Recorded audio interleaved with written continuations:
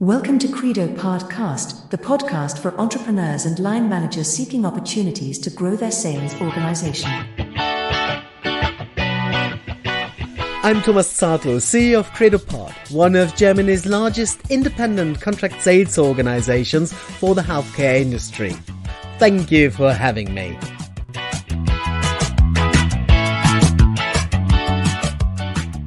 If you like the Credopard Cast, feel invited to subscribe and like. We are now present on several podcast platforms, including Apple Podcast. In case you would like to provide some feedback or suggest a topic for upcoming episodes, send an email to info@credopard.de. And here we go with our today's topic, advanced lying. How charts can mislead you. Did you know that global warming is directly linked with the number of pirates? Yes, it's true. You will find several graphics on the internet demonstrating that the average temperature on Earth started to grow similarly as the number of pirates on sea decreased. While statistics show that in 1820, some 35,000 pirates frequented the seven seas and the average temperature was 14.2 degrees Celsius. 100 years later, when the number of pirates had fallen already by more than 50%, the average temperature gained 0.7 degrees Celsius. In the year 2000, only 17 active pirates were counted and, you guessed it already, the Earth got warmer with an average of 15.9 degrees Celsius. You might think that this statement is complete bollocks, and you do so very rightly. But when presented in a sales pitch, similar nonsense is easily believed. The reason for this, it is shown in a compelling graphic. To put this into perspective and give you some context on global warming, allow me to share the following with you. There are still many people claiming that there is no such thing like a human-indicated global warming. For underlining this claim, these people love to share a graphic correctly showing that the average temperature on our planet in 1998 was the same as in 2014. So, there was no change within a span of 16 years, right? Well, no. What they do not show you is the data not supporting their claim. On the corresponding charts, only 1998, 2002, 2003 and 2014 are shown. The years in between these data points, showing a significant increase, are ignored. The same applies to every year after 2014. Also, most of these charts focus not on the temperature differences, but on the average temperature itself. 0.2 degrees Celsius. This way do not look like a big deal, while it certainly is. The same data also can produce a much more alarming and more reliable graphic. Once we plot all the data since 1900 and focus on the temperature differences, it becomes evident that in the last 120 years, planet Earth became 2 degrees hotter. Just 2 degrees Celsius, one might think. That doesn't sound like a big deal. But it is, at least if you are one of the approximately 250 million people living close to the sea, endangered to lose their homes. Climate change, for bizarre reasons, became a subject of the political debate itself. I wonder when the first people start to claim that the Earth is flat and all those scientists claiming something different are taking part in a global conspiracy. Oh wait, I guess this was the wrong example.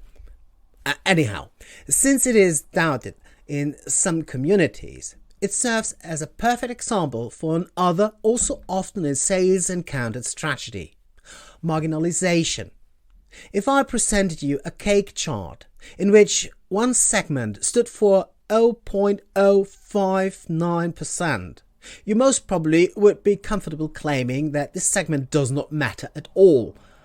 This is exactly what some people do when disputing the danger caused by an increase in CO2 emissions. 0.059% represents the share of CO2 in our atmosphere. So, how this should cause any harm? Well, allow me to put this into context. Did you know that 0.0000 0.188% of your body weight can kill you quickly. This is the amount of strychnine needed to murder an average adult. The overall share actually is not a good indicator of the importance of something, but when put into a cake chart, this is exactly what is intended to do: make it ridiculously insignificant. All the techniques described above, cherry-picking and misrepresenting data by not showing them in a correct context, are tricks you are encountering in your business life too. Either overestimating the created savings by a new service, making pricing differences look insignificant, or claiming huge success in sales. Minor changes on the y-axis or some missed data points on the x-side of the graph can turn its meaning by 180 degrees. This is called advanced lying. The presenter does not present made-up data, he makes you conclude wrongly. When attending a meeting with a client, he showed me some really fantastic design charts of one of our competitors. It was a projection of a planned sales force showing some remarkable results. In all honesty, I was deeply impressed by this piece of work, and at the first glance, I was up to tell my client that I couldn't promise him such outstanding results if he were asking us to run the project. Every additional sales rep was causing a massive increase in revenue. By putting a flash at the end of the curve, it appeared that the predicted growth would continue as long as the company was willing to add sales staff. Apparently, our competitor had found a way for overcoming the, until then, universally accepted economic principle of diminishing marginal benefit. The principle makes the fifth pint less tasty than the previous four. I was genuinely impressed, at least until I look a deeper look. The y-axis of the graph was somehow strange. While all the lines were equally distributed, the values were not. It started with 100,000, then 80,000, 50,000, 30,000, and so on. This meant two things. The universal principle of diminishing marginal benefit was still universal, and my competitor had found a very clever way for suggesting that the client had to take on a certain number of employees. To be as clear as I can, the predicted result was absolutely correct and matched with our planning. But these guys nearly had managed to outsmart us by this unusual way of presenting their data.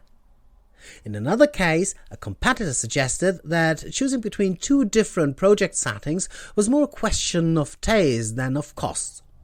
A bar chart showed both settings, and the bars barely showed any differences. Of course not, since every graduation mark on the y-axis represented 100,000 euros. In a graphic going up to 8 million, starting with 6 million, this didn't look like a huge deal. When I asked the client if he was willing to buy a very well-equipped Jaguar for his vendor, he surprisingly denied it. Deformed scales or cherry-picking is no fraud. In none of these examples, someone was lying. The percentage chart's suggestive power was intended to drive the client in a specific direction, though. The same applies to 40 colorations, as constructed in the opening pirate statement.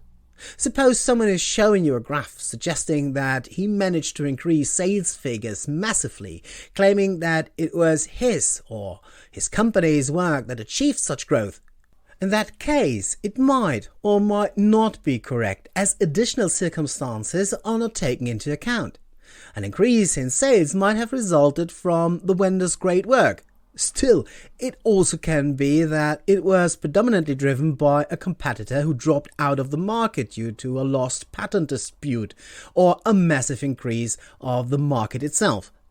Therefore, it is essential for every client who receives these shiny and impressive charts to dive into the data and challenge the presenter deeply. You might think that this is true, but that you have never been tricked in one or the other way.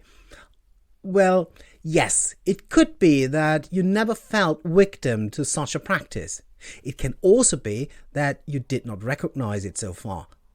One would expect that, in particular during a live presentation, it was easy to spot misleading graphics and challenge any set of data presented. In theory, you are absolutely right. It is just that practice looks different. The vendor presents a clean chart in a pitch, no missing data points, no exotic numbering of the y-axis. The chart shows an impressive growth achieved by the vendor's team in a similar project. A great case study, one thinks. Since this is a live situation, you ask for more details concerning the presented chart, demanding some context to the overall market at the time of this project. The vendor takes a deep breath and answers. Our growth was significant, as you can see here. Thanks to our outstanding engagement and experience, we were able to implement targeted actions to ensure a sustainable and recognizable increase in our sales figures. In particular, our efforts in training were remarkable and allowed us to grow faster than most of our competitors. The allocated, experienced field management in combination with our successful training was critical for this remarkable result. Of course, we will do the same for you and keep your competition in the distance. Instead of talking about the market, the vendor emphasized other points. He rightly underlines that the team had beaten the competition in most cases and explains this by training and leadership. In communication, this is called a red herring, a misleading track.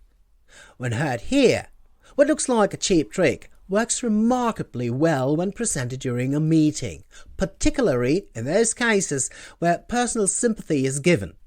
More about this kind of rhetoric tricks in our upcoming episode next week.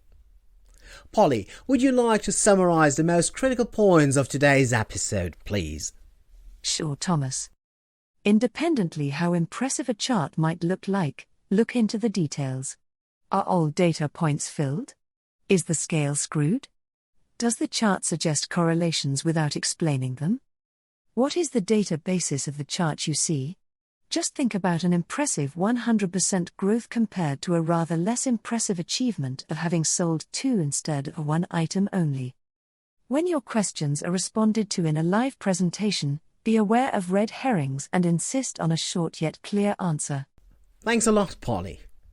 When you too would like to experience what We Do This For You signifies for you and your organization, contact us by phone on +49 for Germany 6102 375 3440 or click on www.credopard-solutions.de.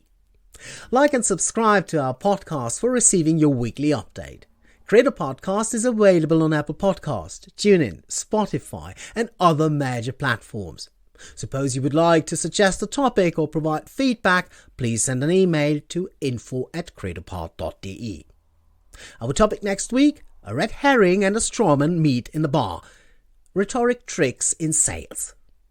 In the meantime, I wish you all the success you doubtlessly deserve. Stay healthy and remember, Credopard, we do this for you.